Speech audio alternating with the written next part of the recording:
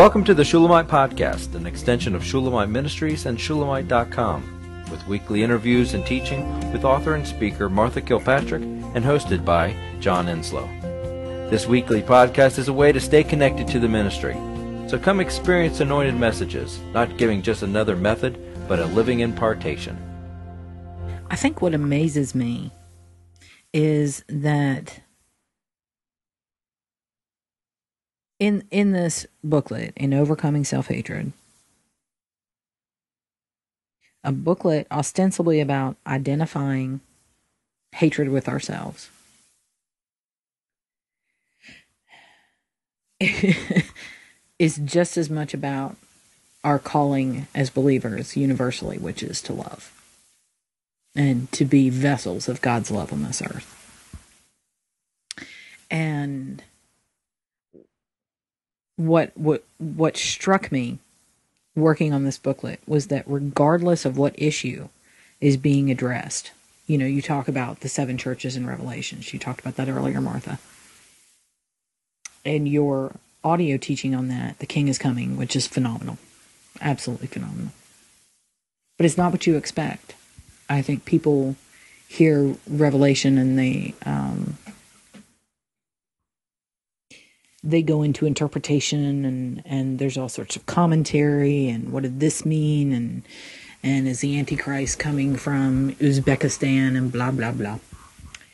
And, you know, I don't say that to be dismissive. That was my et cetera, because, okay, you know, I'm sure that there's validity there. I'm just not too, you know, into it myself, but that doesn't mean it's not valid to go there. But your take on Revelation is somehow entirely about the love of Christ. Even as it's dealing with all the different churches and all the different issues, they're all there. And yet everything, regardless, is within and about and under the biggest purpose, which is love. Letting love reign in us, you know? And that is phenomenal to me. That is phenomenal to me because I think we need to hear it that much. I think the bombardment of hate is that real. I think it's that easy to fall under it. I think it's that easy to agree with it and to say that feels familiar. Hate feels very familiar. By the time you're 15 years old, hate is the familiar. I don't care what your background was. You know, I don't care if it was the stuff of nightmares or, you know, a fairly rated G existence in the middle of a commune. Hate is the familiar because that's the deal. And we need such reinforcement on the love side. We need such strong calling to love, to be loved. We need obstacles torn down every day that would get in between us and that love. And it's amazing to me because Shulamite Ministries is ostensibly a ministry to Jesus Christ, which is a little odd on the surface, you know, you hear that. And certainly people have said, what? But, you know, it's all about love. Where does he want us to love today? Who does he want us to be kind to be gracious to discipline, to watch for someone's soul, to feed, to encourage, to, you know, call on the carpet and say, dude, you're dying. What are you doing?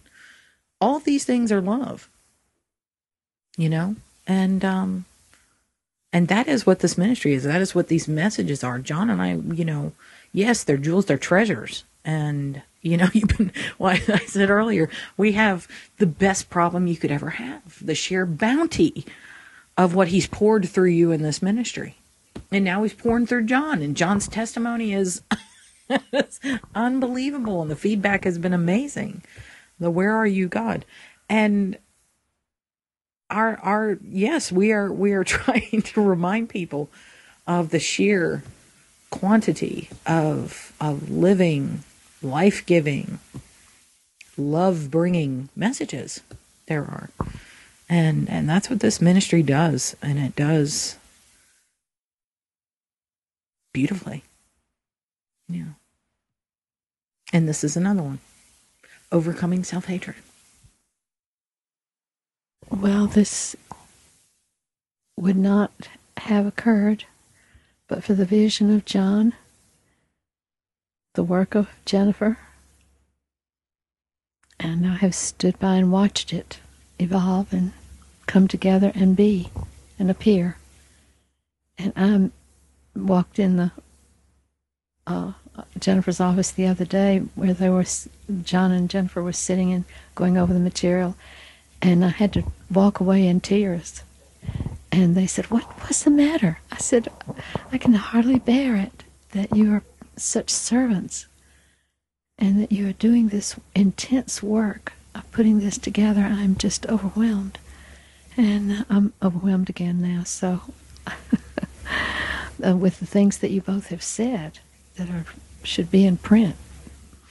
So I give God all the glory. I give him all the praise because he had to wake me up and say, you hate someone, it's you. And I didn't know it. It was normal to me. It's normal to most of us. It's acceptable because we believe it's true and it's the end of the matter. There's nothing beyond the fact that I'm just a twit. And there is something beyond that. It's called grace. God's grace upon us to bring us out of self-hatred, which is actually the hatred of God, because he made you and made me. But so this is exciting for me on a different level because this is a corporate book. It's a church book. It was done by 2 or more. And those who listened and encouraged me and those who worked directly on it, and John's vision and prayer for it. So it's all a beautiful, to me, example of the church producing something to the glory of God and seeing in it far more than I saw in it myself. And still, you see more than I know is there. So we end by just praising God for this and hoping that it will be used for his glory and the increase of his love on this dark earth. I've always had the deep passion that none of these booklets would detract you from the book writing that you've been wanting to do, the current message that you're on. I've not been asking you to, rehash over things that you've already, given, because I know that, that would be tedious for you. That's the word I was about to say.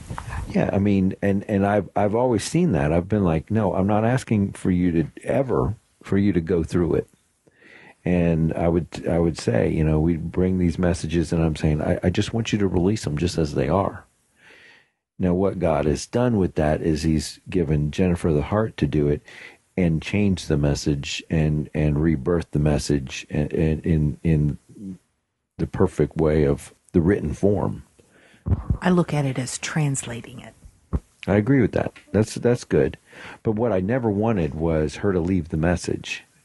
Never leave the message about the lamb. Never leave the message about the bride. Never leave the message about Cain and Abel. Never leave the lesson about the better blood. I never, ever, ever, ever wanted you to leave those messages to go and rehash over these just to get this out. My goal has always been to alleviate you from it and release it again. And the gift that Jennifer is that it is able to be done because of Jennifer. It wouldn't be because of me. It's because of her. She's taken my vision, which is what she's done with most everything in the office. She's taken my vision and then taken it further, which is exactly what you're supposed to do. When you take it on as your own, when you take ownership and possession of it, and you you shepherd it, you love it, you know, it becomes your own, then it should evolve and become something better than what was given to you. I see that as, you know, like I always saw Christ didn't say, okay, well, you can come up here to what I've done. No, he was trying to sling them forward. I want you to go beyond what I've done here on this earth, and you know, and do amazing miracles. Go, take it, make it yours. And so that's what she's done, and so I'm really excited about it. I'm really excited. I'm wanting monthly. I would love it. This one has been a lot more work because of how you were, like, you know, jazzing it up. You gave the message in a very free way, and it was a body life message. It wasn't delivered as a preaching, teaching. So that's been a hurdle that she's had to go over and she's had to jump over. But you know, I would love for one Kindle booklet every single month coming from the older CDs of the month and messages. And I would love to see eventually there to be an entire overcoming book. All these overcoming messages put into one book and then released as a book. That would be awesome. I don't know. This is power. This is amazing power stuff. And gems, and I know that he's going to use it. Overcoming fear. Good grief. My life was plagued with fear as a child. Growing up, I had the fear of death, inordinate fear of death. I was freaked out. And I've seen that overcoming power come through me. The life of Christ popped that out and overcame that in my life, so that I did overcome fear, overcoming self-hatred, overcoming shame, overcoming rejection, overcoming anxiety. Oh my goodness, how many hysterical and anxious people are out there?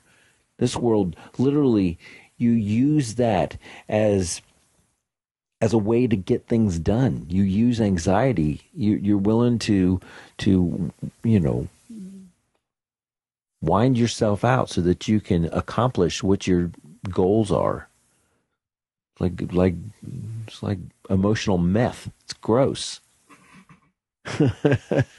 So I am just real excited, and I really bless Jennifer, and I bless you for the original message. I bless the Spirit for giving the vision for it and for doing this work. And Amazon for having a platform for Kindle. That's amazing. To say, I'm excited because it's 99 cents. And that is fabulous. And I might add, it's very easy to go on there and spend 99 cents and send it to someone as a gift. All you need is their email. Oh.